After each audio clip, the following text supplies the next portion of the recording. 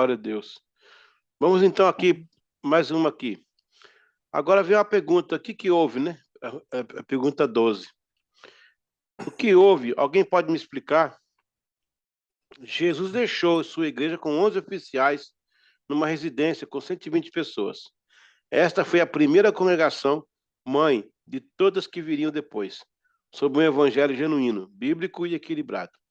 Esses 120 crentes enfrentaram a maior história da maior corrupção mundial, o império mais severo e sanguinário. Imagine uma sociedade onde a idolatria era o top e natural. Todos os comportamentos humanos devassos eram nominados por deuses e deusas. A pompa, a orgia, a malignidade e todo absoluto poder estava nas mãos do império magnífico, ao mesmo tempo impiedoso. Os povos viviam em extrema escravidão, pestes, infecções e higiene zero, epidemias, guerras sem precedentes.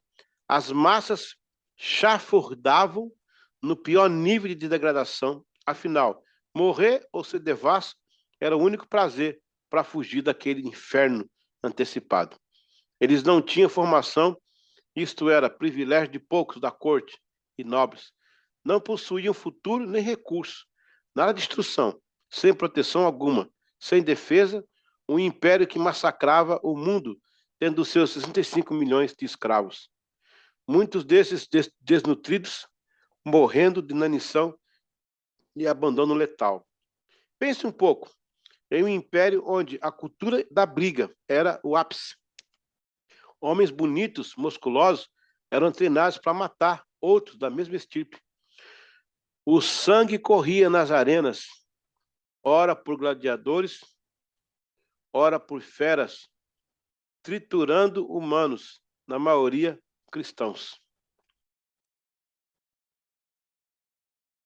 Multidões morriam, eram analfabetos, não havia cumprimento de leis morais.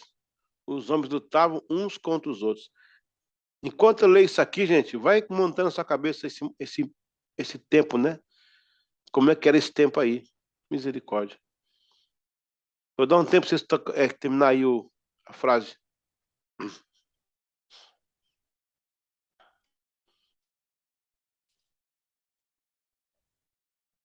Conseguiu, Geice? Ok. Nem pensar em leis morais, tão pouca ética.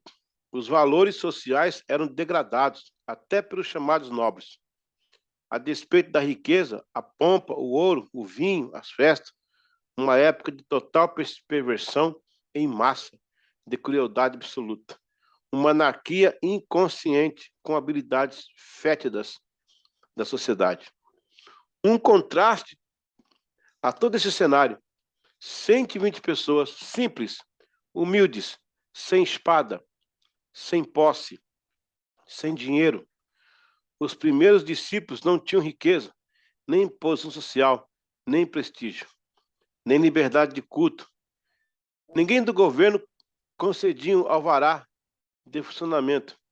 As instituições estabelecidas nem imaginavam que no primeiro andar de um prédio em Jerusalém funcionava uma coisa chamada eclesia.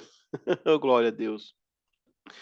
Gente evitada, plebe, desprezada, ignorada e alvo de perseguição acirrada pelos punhos de aço daquele gigantesco império. Eles não tinham influência alguma, sem qualquer instrução, nem o Novo Testamento eles possuíam. O Antigo Testamento só nas mãos dos sacerdotes, e olhe lá, hein? Tudo que tinha era uma única casa de cultos. Ao serem descobertos, foram alvos da morte, cortados ao meio, queimados em estacas, excluídos da sociedade, marginalizados pelo império, submetidos à tortura, traumas, constrangimentos sem limites. Sua única esperança talvez seja as opções de segurança que temos hoje, que nos enfraqueceram, mas a única deles era esperar pelo poder de Deus. Se houvesse, amém. Se não houvesse, fazer o quê? Morrer. Sob o teto desta bandeira, dependente da graça absoluta de Deus e cheios do Espírito, enfrentaram o mundo hostil. e todas as forças malignas das trevas e venceram. Depois de 70 anos, segundo os cálculos mais modestos, constituíram 500 mil de seguidores de Jesus. A M. Hills disse o seguinte: um aumento de 4.000 vezes o número de 120 discípulos seria exagero dizer, ou crer que se as igrejas e o ministério evangélico tivessem semelhante dinâmica, amor e unção e poder do Espírito Santo, hoje poderíamos levar o mundo para Cristo em 10 anos apenas. Porque foi isso que eles cresceram lá, discípulos, né? Não é interessante, ó? Nós temos um caso lá no Antigo Testamento, que é o povo de Israel, que estava massacrado pelo Império Egípcio. Aí Deus entrou, cara, tirou o povo lá dentro da mão do faraó, assim, ó, e tirou na cara do faraó, tirou assim e levou o povo, né? A mesma coisa acontece com a igreja. Um povo, 120 pessoas ali, né? Um império daquele tamanho massacrando ele. Deus vai lá, usa aquele povo, e em 10 anos o mundo inteiro conheceu o evangelho. Qual que é a semelhança aí? É que Deus nunca mudou. Não é que a história é cíclica, tipo assim, aconteceu com Israel, aconteceu com a igreja. Não. É que todas as vezes que a história chega perto dele, ele continua o mesmo. O Senhor forte e poderoso que livra os seus servos, né? Isso que é interessante. Atualmente, temos tudo de todos. Possuímos o mais período confortável da história, com exceção dos países muçulmanos e comunistas. Temos tudo o que necessitamos em base de economia, governos, instituições ao nosso favor. Não faltam dinheiro, mídia, TV, rádio, livrarias, colégios, universidades, políticos influentes, cristãos, megas igrejas, a Bíblia chegando a 426 idiomas impressa. O que aconteceu? Alguém me ajude a entender o que houve? Das duas, uma. Ou Deus deixou de ser aquele Deus, ou a igreja deixou de ser aquela igreja. Meu Deus. Essa parte aí é pesada, hein? Ou Deus deixou de ser aquele Deus, ou a igreja deixou de ser aquela igreja. Essa matéria, irmãos, ela nos remete a uma reflexão, tá? Ela nos remete à reflexão. Eu não quero dizer que a MRV vai ser responsável por mudar a Inglaterra, mas eu vou repetir. 120 pessoas numa casa, Deus entrou ali, não tem ninguém de influência lá, ninguém de poder, de nenhum tipo de poder, né? Tanto que Pedro e João vão lá no templo e aquele moço pede esmola para eles, né?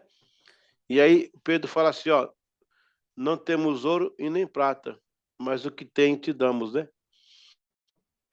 Uma coisa interessante naquela passagem é que o Pedro fala para eles, antes do Pedro oferecer para eles o ouro e a prata, ou, quer dizer, o poder de Deus, e falar que não tinha ouro nem prata, o que Pedro fala para eles? Olha para nós. Ou seja, se a pessoa não tirar os olhos da deficiência e não olhar com outros olhos, o milagre vai demorar a chegar. Então, o que nós temos que fazer não é oferecer milagre, é mandar a cidade olhar para nós, né? Suindo, olha para nós, né? Oxford, olha para nós. Eu estou aqui em Almada, olha para nós, né? Não temos ouro nem prata, mas o que temos te damos.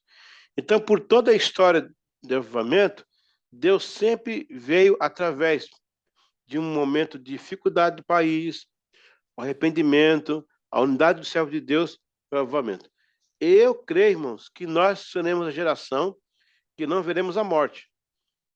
Eu creio que nós somos a geração do arrebatamento.